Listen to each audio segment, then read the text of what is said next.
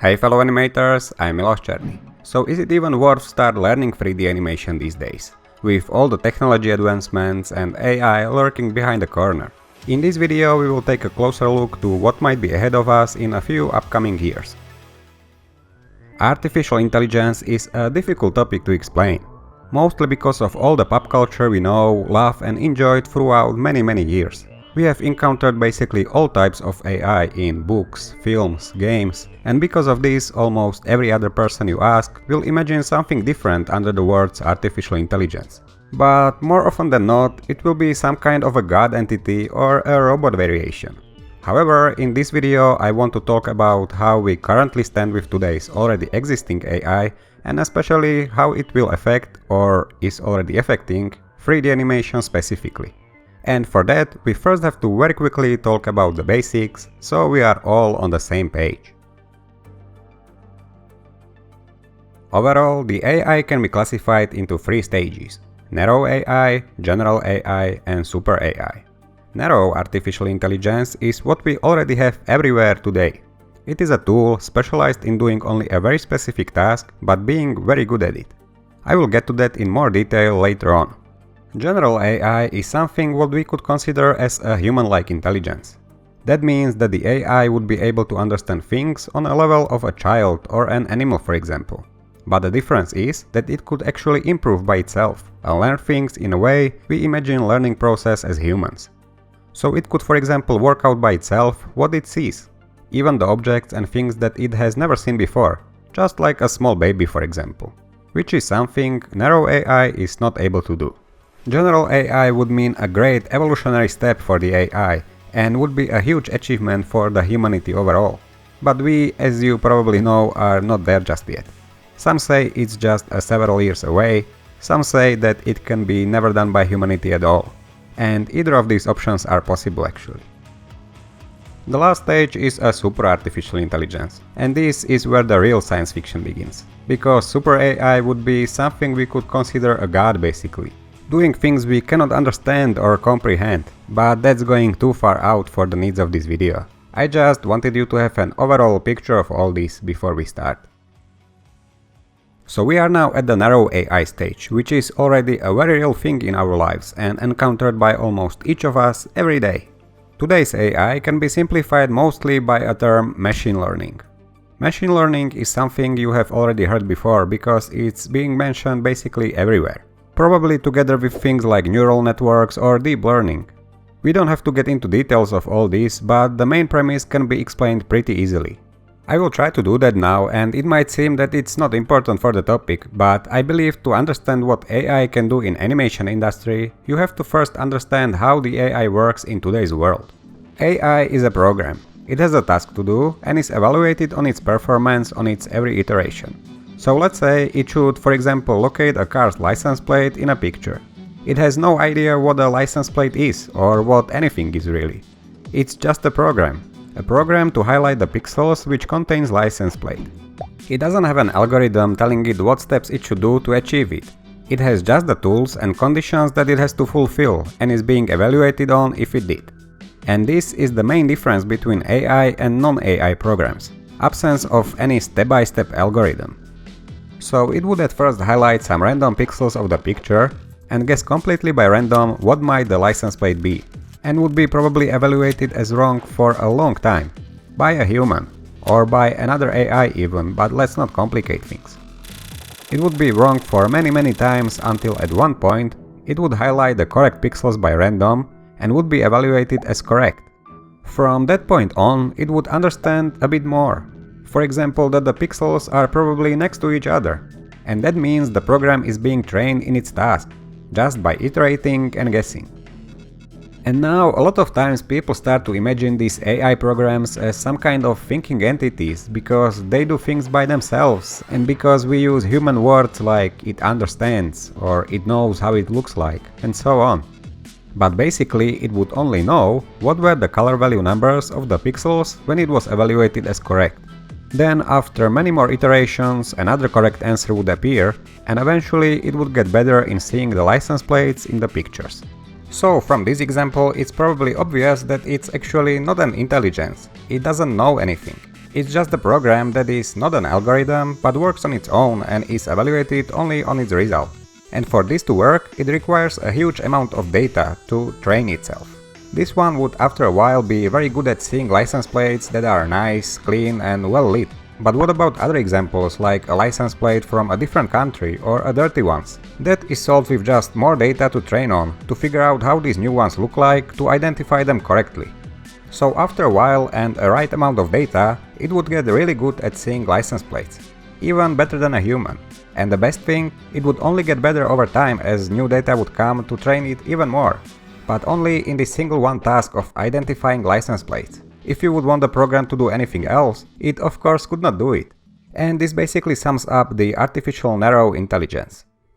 Okay, even though it's just a stupid narrow AI, it's already being applied to almost every field of study in today's world.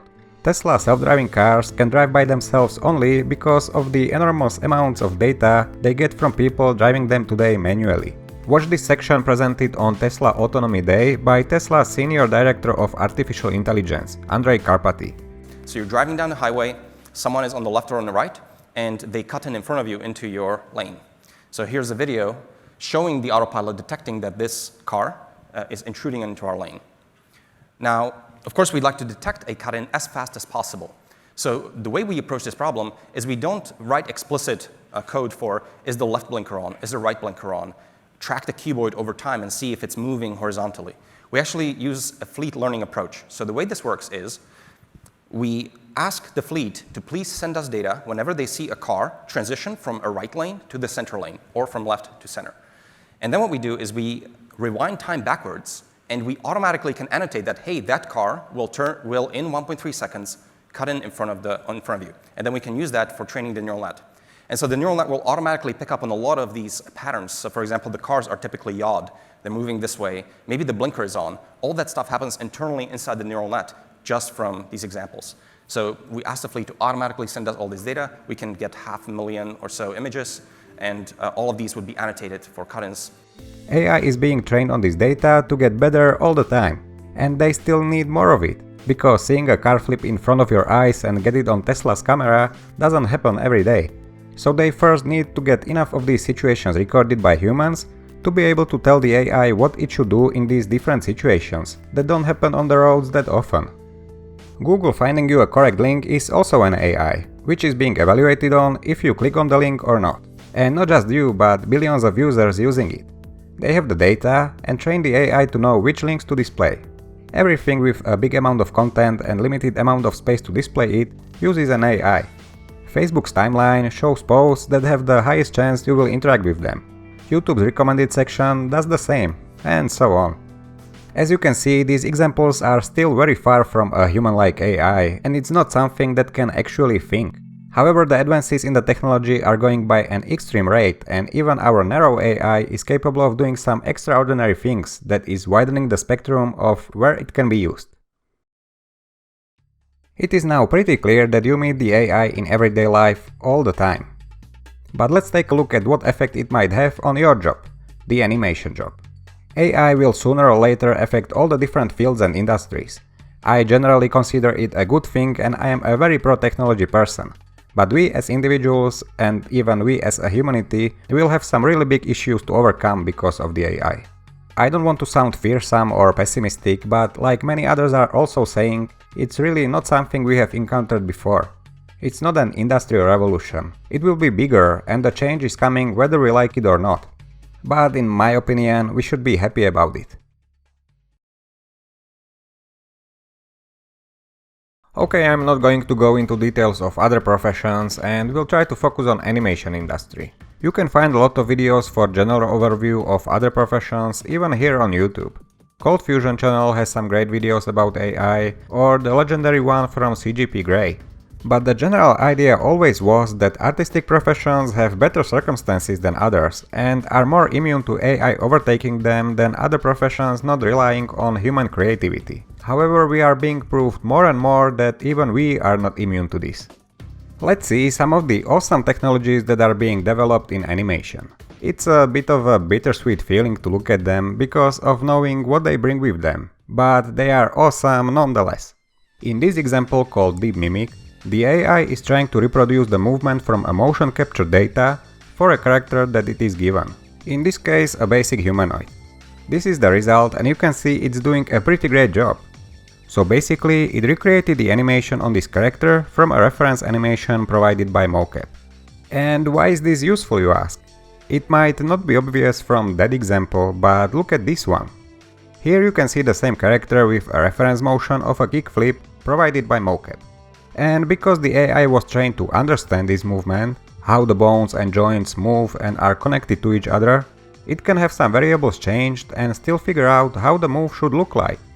Like here, where its goal is to hit the target with this animation.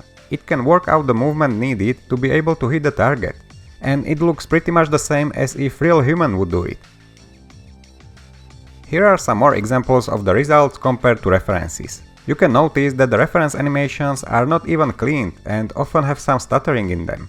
Because this method also accounts for physics and weight, it cleans out these issues as well. It's just awesome to look at.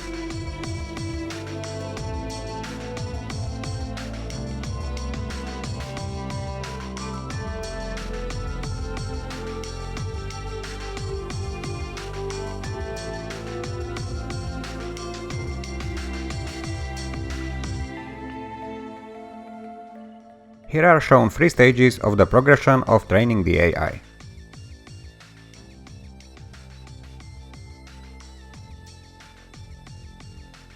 Because of this combination of all the elements, even multiple connected animations are possible. And also because, like I mentioned, the AI is trained with understanding the connections between bones, it can retarget these animations into completely different characters, something with different weight or different bone structure. So the goal of this research is to manage a character imitate reference motion while still performing a task that it is given. And the results are really astonishing.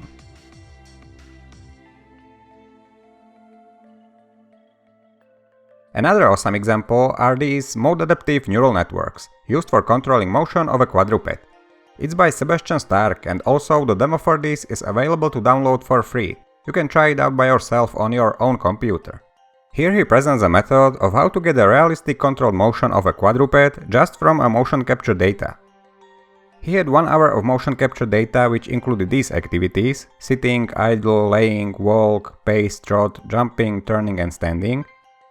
And after his method of training the AI, you can interactively control the wolf in real time with your keyboard. I think you should really understand what's going on here to appreciate what it's doing. Simplified, he just had an hour of raw recorded motion capture data, not cleaned, not touched or refined in any way. The AI trained on this data, learned how the character moves, and recreates these animations according to your inputs in real time. It estimates and predicts where you would like to go depending on what you are pressing on the keyboard, and uses and blends the correct animations according to what the movement should look like, learned just from the mocap data. That's just mind-blowing. Nothing was actually animated here, and the author is just a single person. Of course, both of these examples I have shown you today are mostly just research papers so far, and both of them actually already more than a year old. It will still need quite some time to get real implementations into the software packages we use, but the technology already exists.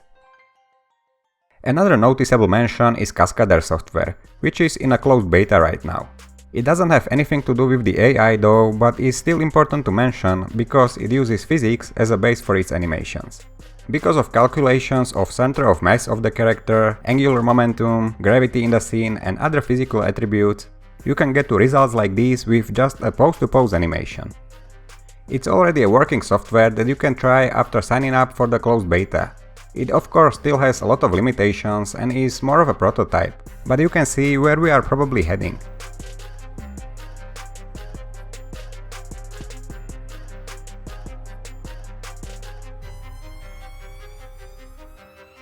Another thing worth mentioning is Ubisoft's IK rig, which again doesn't have much to do with the AI, but is interesting.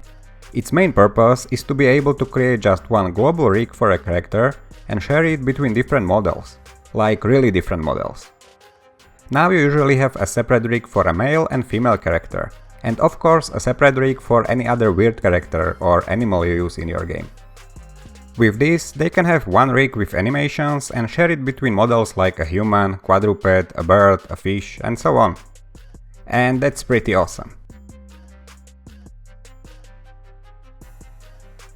So as you can see, we have a lot of really awesome technologies already.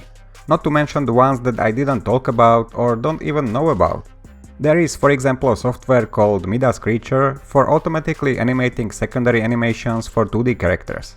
You have also probably seen the animated portraits created by AI just from a single picture that went viral a few months ago.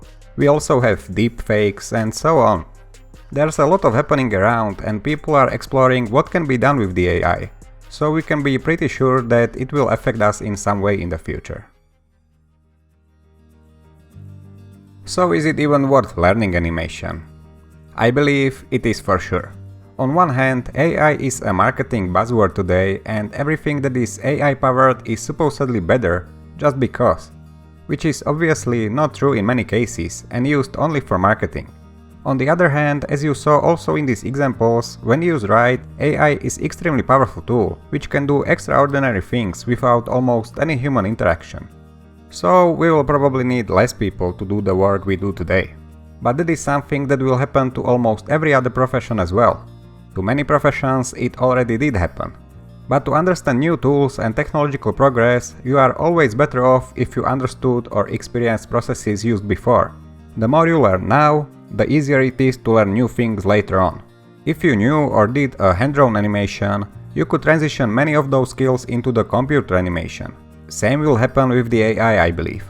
And all of this is without saying that animation is an awesome field of work as it is, that most people started doing it just because they got inspired by things like these, or love the unlimited possibilities that can be achieved with animation. Here, only your imagination is the limit. Keep on animating, keep on creating. I am Miloš Černý and thank you for watching.